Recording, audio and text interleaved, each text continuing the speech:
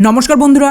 তো ট্রাম্পের এখন রীতিমতো ভারতের পায়ে ধরার মতন অবস্থা, যেখানে ট্রাম্প তো ফোন ধরে বসে রয়েছে কখন ভারতের প্রধানমন্ত্রী মোদি ট্রাম্পকে কল করবে। কিন্তু কল করা তো দূরে থাক, ভারত আমেরিকাকে জাস্ট পাত্তাই দিচ্ছেন, যার দরুন এই মুহূর্তে গোটা মার্কিন সরকার এতটাই ক্ষেপে রয়েছে যে সরাসরি ভারতকে ব্ল্যাকমেলিং করার উদ্দেশ্যে সোজা 500% টেরিফের হুমকি দিয়েছে। কিন্তু তাতেও ভারতকে ওরা বাগে পাচ্ছে না। এখন প্রশ্ন হলো যে ট্রাম্প এই মুহূর্তে এতটা পাগলের মতন ক্ষেপে রয়েছে কেন, এবং সত্যি কি ভারতের ওপর 500% টেরিফ চাপাবে আমেরিকা? আর যদি তাই হয় তাহলে এর কাউন্টারে ভারত কি করবে? এবং সবচেয়ে গুরুত্বপূর্ণ প্রশ্ন যে পিএম মোদি ট্রাম্পকে ফোন কেন করছে না, সবটাই জানবো আজকের এই ভিডিওতে। তো রিসেন্টলি একটা পডকাস্টে আমেরিকার কমার্স মিনিস্টার এমনটা দাবি করে যে ভারত আমেরিকার যে ট্রেড ডিল তার পুরো চুক্তি প্রায় ফাইনাল হয়ে গেছিল, টেরিফ নিয়েও আলোচনা শেষ হয়ে গিয়েছিল। কিন্তু ডিল সাইন করার আগে পিএম মোদির ট্রাম্পকে ফোন করার কথা ছিল, কিন্তু পিএম মোদি নিজে ট্রাম্পকে ফোন করেননি, তাই আমেরিকা নাকি ডিল বাতিল করে দিয়েছে। ইন্টারেস্টিং ব্যাপার হলো এর ঠিক পরে, যদিও ভারত সরকার এটাকে সরাসরি অস্বীকার করেছে এবং সাফ জানিয়ে দিয়েছে আমেরিকান মিনিস্টার মিথ্যে কথা বলছে। অলরেডি প্রধানমন্ত্রী মোদি আর ট্রাম্পের মধ্যে এর আগে প্রায় 8 বার কথা হয়েছে। কিন্তু বন্ধুরা এখানে একটা টুইস্ট আছে। টুইস্ট হলো এটা ঠিক যে পিএম মোদি ট্রাম্পকে ফোন করতে রাজি হয়নি, কারণ এখানে বেসিক্যালি ট্রাম্প যে করেই হোক পিএম মোদিকে ফাঁসাতে চাইছিল। ট্রাম্পের প্ল্যান সিম্পল, যদি পিএম মোদি আগে ট্রাম্পকে ফোন করত তাহলে সেটাকেই টুইট করে ট্রাম্প এইভাবে দেখাতো যে দেখো ভারতের প্রধানমন্ত্রী মোদি ট্রাম্পের কাছে রিকোয়েস্ট করছে এই ডিলের জন্য। এতে করে কিন্তু ট্রাম্প নিজেকে সবচেয়ে শক্তিশালী লিডার হিসেবে দেখাতে পারত আর ভারতকে হিউমিলিয়েটও করতে পারত গ্লোবালি।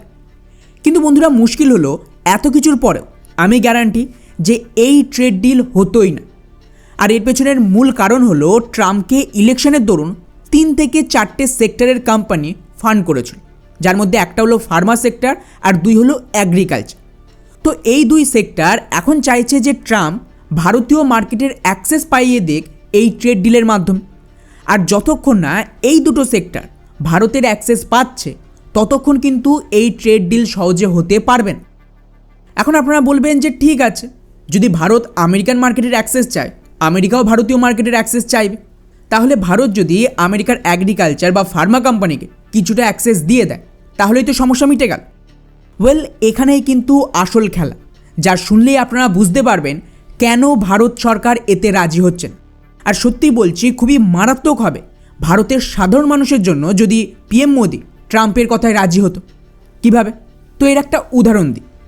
জাস্ট কল্পনা করুন যে আপনি চাইছেন কোনোভাবে বিজনেস করে বিলিয়নস অফ ডলার ইনকাম করে একটা বিলিয়নিয়ার হতে, কিন্তু এর জন্য আপনার কোনো প্রোডাক্ট চাই যেটা সেল করে আপনি নিজের সাম্রাজ্য দাঁড় করাবেন। এখন মুশকিল হলো যে আপনার কাছে এমন কোনো প্রোডাক্ট নেই যা বিক্রি করে বা তার বিজনেস দিয়ে আপনি বিলিয়নিয়ার হতে পারবেন। তো আপনি কি করলেন? প্রোডাক্ট বানিয়ে মানুষের সমস্যা বা প্রয়োজন মেটানোর বদলে একটা নতুন সমস্যা তৈরি করলেন এবং তারপর সেই সমস্যার সমাধান দেওয়ার নাম করে সাধারণ মানুষের কাছ থেকে বিলিয়নস অফ ডলার ইনকাম করলেন। আর এটাই করছে আমেরিকার কোম্পানি।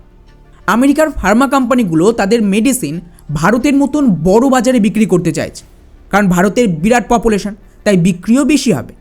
কিন্তু আমরা ভারতীয়রা ওই মেডিসিন কিনবো কেন? তো এর জন্য রোগ দরকার। এখন এই রোগটা আসবে কোথা থেকে? তো এখানেই কাজে আসে আমেরিকান অ্যাগ্রিকালচার সেক্টর, যেটা এই ফার্মা কোম্পানিগুলোই নিজেরা ফান্ড করেছে। যারা ওটায় ওরা নর্মাল ফসলের বীজকে ল্যাবে মডিফাই করে এক নতুন ধরনের বীজ তৈরি করেছে, যাতে করে এটা ধীরে ধীরে ডায়াবেটিস, সুগার এই জাতীয় লাখো রোগ তৈরি করবে মানবদেহে। আর বন্ধুরা এটা নতুন ঘটনা না, আমাদের দেশে ইতিমধ্যেই এই সমস্ত বীজ চলে এসেছিল প্রায় 90-এর দশক, যখন আমাদের তৎকালীন সরকার IMF থেকে লোন নিয়ে আমাদের মার্কেট খুলে দিয়েছিল গ্লোবালি। কিন্তু তা সত্ত্বেও এখন আরও মারাত্মক বীজ তৈরি করছে আমেরিকার কোম্পানিগুলো, এবং ওরা চাইছে গোটা ভারতের অ্যাগ্রিকালচার মার্কেটের অ্যাক্সেস, যার মাধ্যমে এর থেকে প্রফিট তো হবে, তবে আসল প্রফিট হবে ফার্মা কোম্পানিগুলোর মাধ্যমে। এই সমস্ত ফসল ধীরে ধীরে আমাদের মিডল ক্লাস, গরিব পরিবার আর লোয়ার মিডল ক্লাসকে টার্গেট করবে, কারণ সস্তায় ফুড এই পপুলেশনেরই সবচেয়ে বেশি দরকার পড়ে। তারপর এই ফুড কনজিউম করে আমাদের শরীরে ধীরে ধীরে হাজার হাজার রোগ বাসা বাঁধবে, আর ইভেনচুয়ালি আমরা আমেরিকার এই সমস্ত ফার্মা কোম্পানিগুলোর একটা কাস্টমার হয়েই থেকে যাব।